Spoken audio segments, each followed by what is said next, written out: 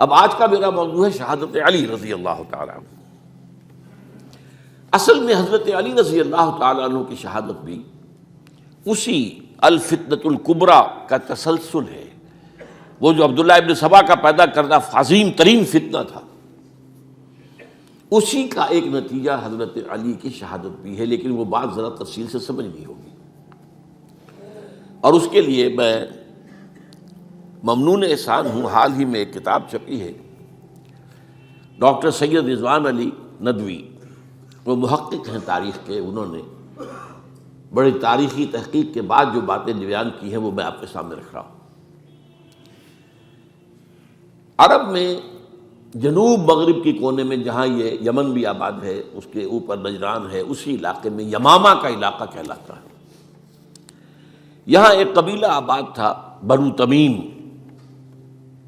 یہ جو لوگ تھے بڑے کرخت مزاج، جنگجو، اکھڑ، ضدی، اور جس بات کو ایک دفعہ مان لے اس پر اڑ جانے والے اور مر مٹنے والے۔ یہیں سے فتنہ پہلا اٹھا تھا۔ سب سے بڑا جو نئے جھوٹے نبی کھڑے ہوئے تھے ان میں سب سے بڑا تو مسیلمہ کذاب تھا، یہی تو علاقہ تھا، اور اس کے خلاف اس فتنے کی سرکوبی میں کتنے صحابہ، 1200 صحابہ ایک جنگ کے اندر شہید ہوئے، جن میں 500 جو ہیں وہ حفاظ تھے رضی اللہ تعالیٰ عنہ اجمعین۔ تو یہ لوگ جو یہ تھے بڑے زوردار تھے۔ اس قبیلے کے بارے میں حضرت عمر رضی اللہ تعالیٰ عنہ نے ایک بڑی عجیب حکمت عملی اختیار کی۔ ان کو وہاں سے اکھاڑ کر اور ایران کی سرحدوں پر آباد کر دیا، اب جہاں پر جہاد ہو رہا تھا،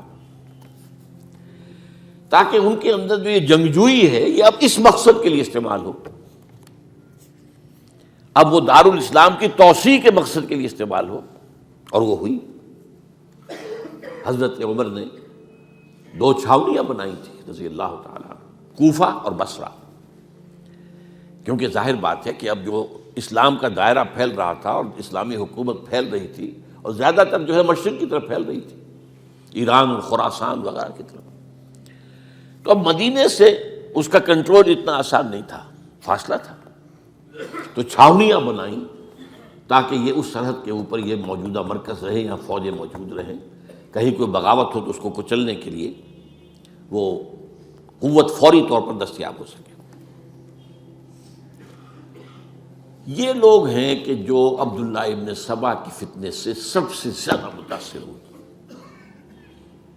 ان کی مزاج میں وہ کجی تو تھی نا۔ حضرت عمر بھی ان کا جو ایک مضبوط کنٹرول تھا انہیں دبائے رکھا ہے، اور ان کا رخ جو ہے ایک دوسری طرف موڑ کر اس سے اسلام کو فائدہ پہنچایا۔ لیکن اس کے بعد جب فتنہ جو آیا یہ عبداللہ ابن سبا، تو سب سے بڑھ کر یہی لوگ اس کے ماننے والے، اور انہی میں سے وہ لوگ تھے جنہوں نے جانیں بھی دے دی ہیں، جنہیں حضرت علی نے زندہ جلایا ہے، اس لیے کہ وہ کہتے تھے کہ علی خدا ہے۔ اے علی تم خدا ہو، تم ہمیں آگ میں جلا رہے ہو، یہ تو تم ہمارا امتحان لے رہے ہو۔ وَلَنَبْلُوَنَّكُمْ بِشَيْءٍ مِّنَ الْخَوْفِ وَالْجُوعِ وَنَقْصٍ مِّنَ الْأَمْوَالِ وَالْأَنفُسِ وَالثَّمَرَاتِ۔ اب وہ اس آیت کو اپنے اوپر منطبق کر رہے ہیں۔ تو یہ جو کرخت لوگ تھے، انہوں نے در حقیقت جو ہے عبداللہ ابن سبا کے کردار میں سب سے بڑا رول پلے کیا، اور انہی کے ہاتھوں حضرت عثمان شہید ہوئے رضی اللہ تعالیٰ۔ اور اس کے بعد انہوں نے حضرت علی رضی اللہ تعالیٰ عنہ کو اپنے گھیرے میں لے لیا، کیونکہ انہی کی کثیر تعداد موجود تھی مدینے میں جب حضرت عثمان شہید ہوئے۔ اس کے بعد اب ظاہر بات ہے کہ کوئی نہ کوئی تو خلیفہ ہونا چاہیے تھا۔ حضرت طلحہ سے کہا گیا، انہوں نے معذرت کر لی، حضرت زبیر سے کہا گیا، انہوں نے معذرت کر لی۔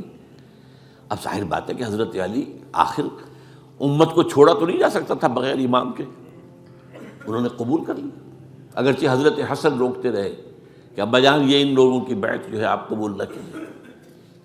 حضرت حسن تو ان میں سے ہیں جو حضرت عثمان کے دروازے پر کھڑے تھے پہرے دار کی حیثیت سے، حسن اور حسین رضی اللہ تعالیٰ عنہ، انہیں تو معلوم تھا فتنہ جو کون لوگ ہیں۔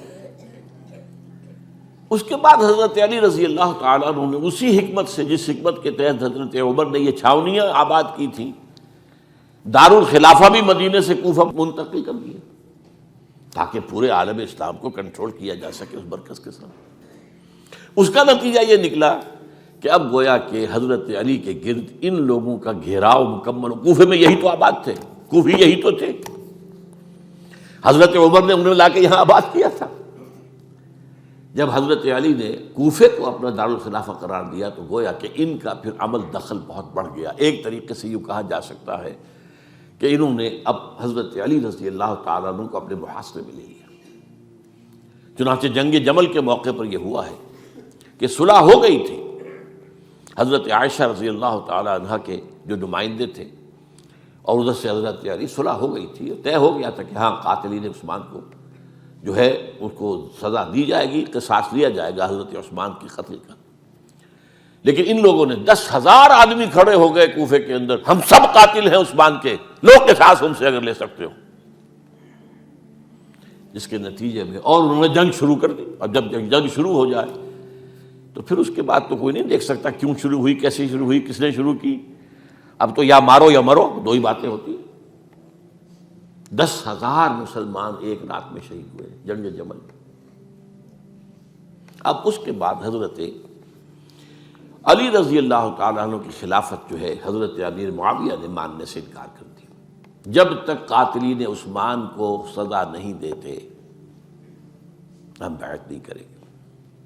یہ نہیں کہ دعویٰ کیا ہو کہ میں خلافت کا حقدار ہوں، یہ نہیں، لیکن یہ کہ آپ کو ان کو سزا دینی چاہیے۔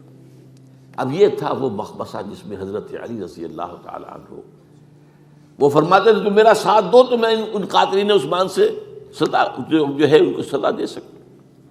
ادھر انہیں پتا تھا کہ میں سرنڈر کرتا ہوں تو مجھے علی تک تو پہنچنے کوئی نہیں دے گا، راستے میں ختم کر دیں گے رضی اللہ تعالیٰ عنہ۔ تو یہ پیچ تھا ایک جو ایسا پڑا ہے۔ اب اس میں جب حضرت معاویہ اور حضرت علی کے مابین فیصلہ کن جنگ ہوئی، جنگ صفین جسے کہتے ہیں، جس میں 70,000 مسلمان ایک دوسرے کی تلواروں، تیروں، نیزوں سے قتل ہوئے۔ اس موقع پر حضرت معاویہ کی طرف سے ایک آفر آئی، قرآن مجید کو نیزے پر اٹھا کر لوگوں نے کہا کہ یہ خونریزی بند کر دو، ہم قرآن کا فیصلہ ماننے کو تیار ہیں۔ حضرت علی دیکھ رہے تھے کہ یہ اصل میں میری فتح کو شکست سے بدلنے کا پروگرام ہے، تقریباً فتح میری ہو چکی ہے، لیکن یہ جو طبقہ تھا یہ انہوں نے کہا نہیں بڑی ٹھیک بات کہہ رہے ہیں، وہ مانیے ان کی بات، جنگ بند کی۔ انہوں نے ہی یہی لوگ تھے جنہوں نے مجبور کیا حضرت علی کو کہ وہ تحکیم پر رضامند ہو جائے۔ اس کے بعد تحکیم میں جو معاملہ ہوا، حضرت علی حضرت عبداللہ ابن عباس کو اپنی طرف سے حکم بنانا چاہتے تھے، یہ اڑ گئے نہیں، یہ اڑ جانے والے لوگ، اور یہی اصل قوت تھے، وہاں ساری طاقت تو انہی کی تھی۔ تو انہوں نے ابو موسیٰ اشعری کو اپنی طرف سے مقرر، وہ بہت نرم خو آدمی تھے، انہیں بنا۔